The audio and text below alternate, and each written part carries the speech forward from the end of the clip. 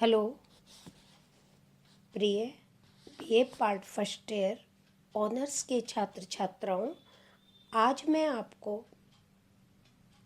जो टॉपिक शुरू करा रही हूँ उसका नाम है राजस्थान में अपवाह तंत्र यानी राजस्थान में ड्रेनेज सिस्टम।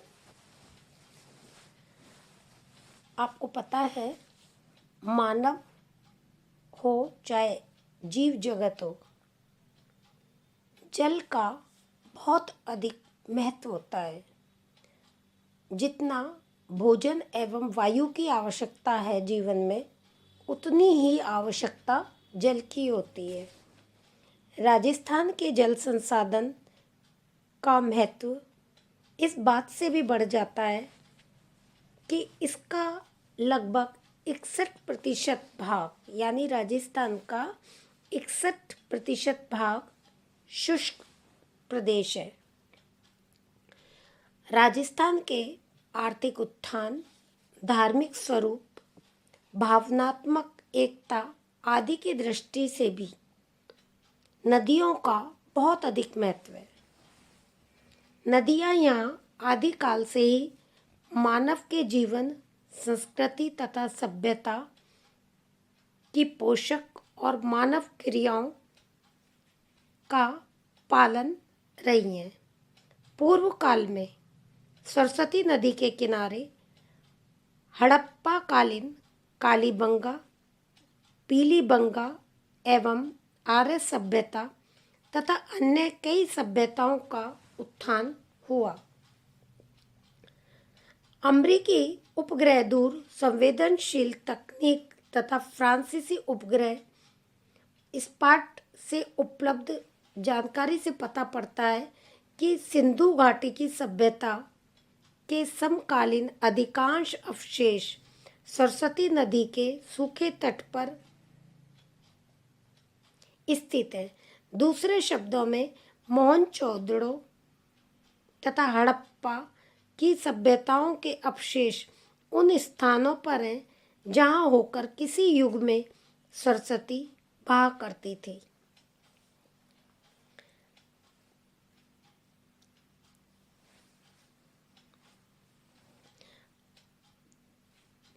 वाकनकर मौधे के अनुसार ईसा से 2000 वर्ष पूर्व एक महान नदी हिमालय से निकलकर हरियाणा, पंजाब, राजस्थान तथा गुजरात से होती हुई वर्तमान भरूच के पास अरब सागर में गिरती थी। प्राचीन काल में सरस्वती, सतलज नदी पूर्व में तथा यमुना पश्चिम में तथा चोटिंग यानी प्राचीन दृष्टावती भी सतलज यमुना की भांति सरस्वती की सहायक नदी थी। लेकिन भूगर्भिक हलचल के कारण सतलज व यमुना ने रास्ता बदल लेने से सरस्वती में पानी कम होने लगा तथा उसका उत्तरी भाग ईसा पूर्व 3000 से सूखने लगा। यद्यपि ये परिवर्तन धीरे धीरे आए। सरस्वती, सतलज तथा यमुना नदियों के मार्ग में परिवर्तन तथा ईसा पूर्व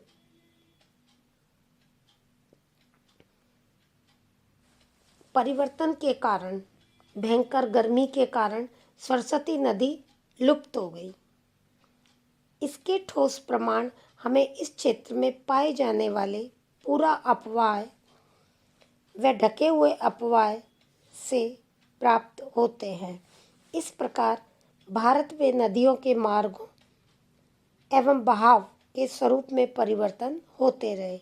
ऐसे ही मार्ग परिवर्तन राजस्थान की गंभीर, बनास, लूनी, वाणगंगा आदि में होता रहा। भूगर्भ शास्त्रियों का अनुमान है कि ऐतिहासिक युग के आरंभ में सतलज, प्रागैतिहासिक सरस्वती और यमुना राजस्थान से होकर बहती थी। सरस्वती नदी कदाचित वह नदी थी जो सोतर या घग्गर एवं दृष्टावती की तलहटी को घेरे हुए थी और नाहन के निकट बहती थी। यमुना दिल्ली के निकट उत्तर में एवं करनाल के पश्चिम की ओर बहती थी। उत्तरी राजस्थान में ये दोनों नदियां मिलकर हकारा के नाम से दक्षिण पश्चिम की ओर बहती हुई कच्छ की खाड़ी में गिरती थी। राजस्थान की वर्तमान की अधिकांश नदियां या तो प्रौढ़ अवस्था को प्राप्त कर चुकी हैं या कर रही हैं, किंतु समय समय पर होने वाली नवोन्मेष तथा नव हलचल की क्रियाओं के परिणाम स्वरूप पुनः अपर्दन की प्रक्रिया इनमें आरंभ होती रहती है। यही कारण है कि राजस्थान के अरावली पर्वतों या उनसे संबंधित भू आकारों में अनेक अपर्दन सतह पाए जाते हैं, जैसे प्री क्रिटेशियस अपर्दन सतह या मेसोजोइक अपर्दन सतह या समतल प्राय सतह 350 मीटर से ऊपर है। दूसरे मध्य मायोसिन अपर्दन सतह जो 250 से 300 मीटर है। तीसरा है प्लीस्टोसिन या क्वाटरनरी अपर्दन सतह।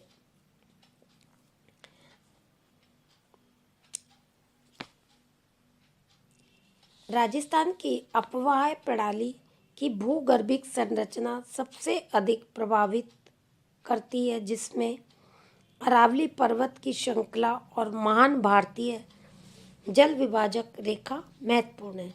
इस जल विभाजक रेखा के द्वारा राजस्थान की नदियों के जल को दो भागों में बांटा जा सकता है। पूरब की ओर का जल प्रवाह बंगाल की खाड़ी में और पश्चिम की ओर का अरब सागर में जाता है। इसे जल विभाजक की स्थिति वाटरसैंड एटलस के आधार पर अरावली उत्तरी अक्ष के सहारे आरंभ होकर अलवर, सांबर झील, अजमेर, ब्यावर होती हुई उदयपुर के दक्षिण तक विस्तृत है। अरावली पर्वत के पश्चिम की ओर दक्षिणी भाग की नदियां, जिनमें लूनी, सुकरी, जोजरी, जवाई तथा पश्चिम में वनास, सामरवती व माई मुख्य हैं। ये अरब सागर में जाकर गिरती हैं। इन नदियों के जल का स्रोत वर्षा पर आधारित है। जब वर्षा ऋतु में वर्षा होती है तब इन नदियों में जल की मात्रा अधिक होती है। अरावली के पूर्वी भाग की नदियों में चंबल नदी प्रणाली महत्वपूर्ण है, क्योंकि यह साल भर तक बहती है। इसमें सूक्ष्म जलधारा प्रतिवर्ष बहती रहती है। इस नदी के क्रम में सहायक नदियों में काली सिंध, पार्वती व वनास महत्वपूर्ण है, जो चंबल नदी में मिलकर इटावा के समीप चंबल यमुना में मिलकर व यमुना प्रयाग में गंगा से मिलकर बंगाली की खाड़ी तक पहुँचती हैं। अरावली पर्वत श्रेणी में उदयपुर के आसपास की पहाड़ियाँ कई नदियों को जन्म देती है। उदयपुर से थोड़ा ही उत्तर में सायरा व गोकुनंदा के उत्तरी पूर्वी ढलान, वनास, बेड़च व आयड़ नदियों के उद्गम स्थल हैं।